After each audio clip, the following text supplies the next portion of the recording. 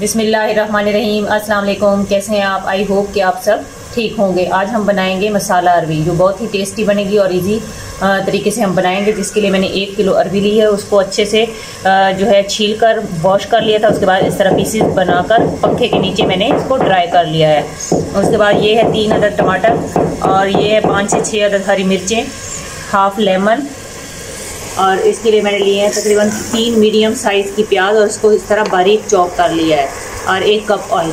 अब मैं इसको इतना फ्राई करूंगी कि ये लाइट ब्राउन हो जाए। फिर मैं आपको नेक्स्ट टाइप बताती हूँ कि हमने क्या करना है। वीडियो स्टार्ट से एंड तक देखिएगा, कोई भी चीज़ स्किप ना कीजिएगा, ताकि आपकी रेसिपी जो है वो सेम बने। आपको प्याज जो है वो ज़्यादा लग रही होगी, लेकिन हम मसाला अरवी बना रहे हैं तो उसके लिए हमें प्याज इतनी ही चाहिए।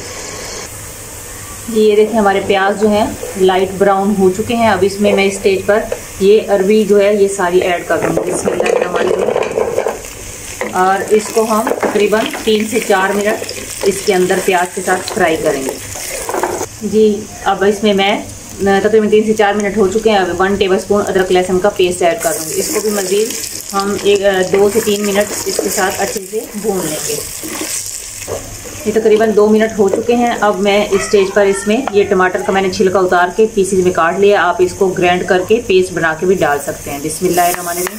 बिस्मिल्लाह पढ़ते हुए खाना बनाया करें, इससे एक तो रिस्क में बरकत होती है और दूसरा खाना बहुत ही टेस्टी बनता है।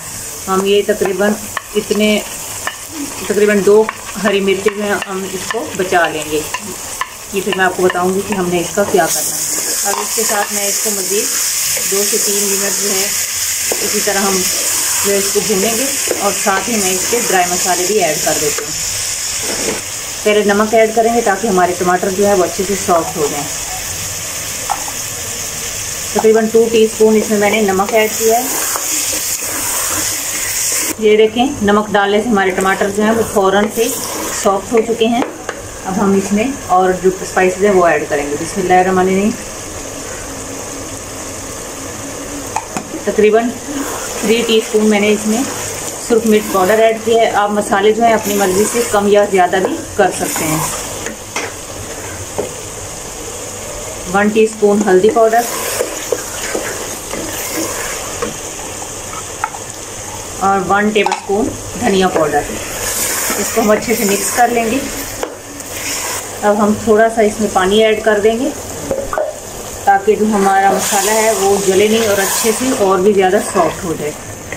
ये देखें, ये कलर में कितना खूबसूरत इसका कलर आया है। जितना ये देखने में टेस्टी लग रही है उतनी ये खाने में भी बहुत ही ज़बरदस्त है।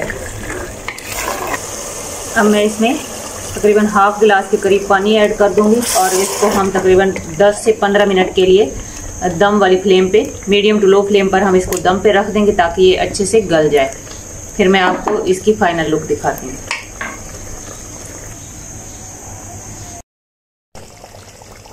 ये देखिए माशाल्लाह हमारी मसाला भी बनकर रेडी हो चुकी है। अब मैं आपको जो है इसको डिश आउट करके दिखाती हूँ।